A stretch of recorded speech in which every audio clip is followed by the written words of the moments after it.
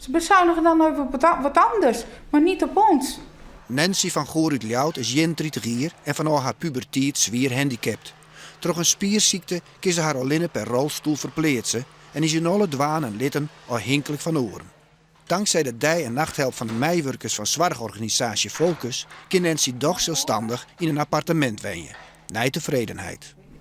Waar ik nu hier woon, voel ik me echt super op mijn gemak. En wat doet Focus dan om dat vol te houden? Als ik een beschuit wil eten, dan geven ze me beschuit, want dat knijp ik vast met de spastische tijd.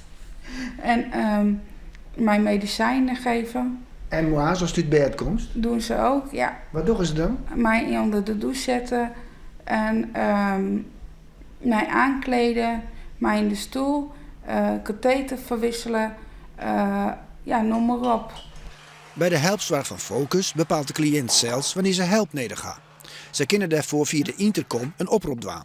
Als de reguliere subsidie vervalt en de Focuszorg ernaar via de algemene wet bijzondere ziektekosten regelen wordt, vervalt die mogelijkheid. Dan zeggen wij van om zo'n uur hebben we van bed al helje. En wij hier toch, dus net de cliënt, maar wij hier toch dat je om 10 uur maar weer op bed moeten. Dus er is geen regie. Ze kunnen hun leven net leiden zoals wij dat doen. En het geldt dan ook als mensen die in een rolstoel zitten bij geliks even uit huis kunnen. Jazeker, want alle cliënten die hebben eigenlijk hulp nodig bij de toiletgang. Dus dat zou dan ik op afspraak moeten. Nou ja, bedenk het zelf maar, dat ken dus net. Als Focus er net wezen zou, wat dan? Nou, dan moet ik in een bejaardenhuis of in een verzorginghuis.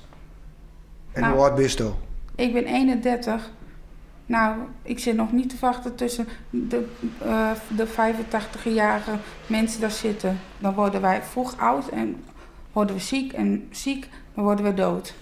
Focus-cliënten uit het hele land binnen nog maar een handtekeningactie zet om de bezuinigingsmaatregel te keren.